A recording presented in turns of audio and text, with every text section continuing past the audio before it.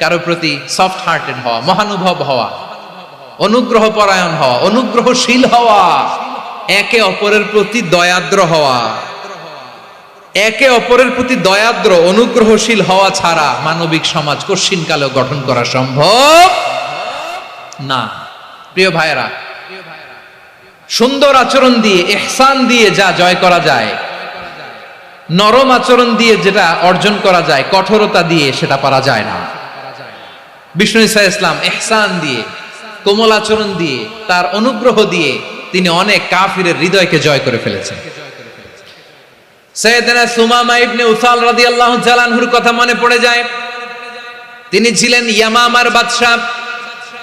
মদিনাতে বিশ্বনবীকে হত্যা করার নিয়তে এসেছিলেন। গোপনে গোপনে বিশ্বনবীকে হত্যা করে আবার ইয়ামামাতে তিনি ফিরে যাবেন। কিন্তু কি অবাক করা কাণ্ড, হত্যা করতে পারে নাই, সাহাবাদের হাতে তিনি ধরা পড়ে গেলেন।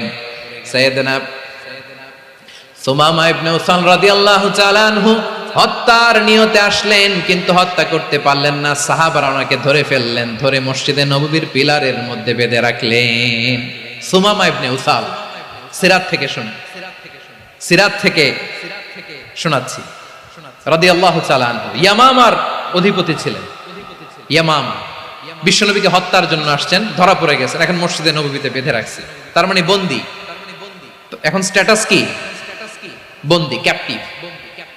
তো বিষ্ণু ঈসা ইসলাম সাহাবাদেরকে বললেন, তার খোঁজ খবর নিও, সুমামা ইবনে উসালের খোঁজ খবর নিও।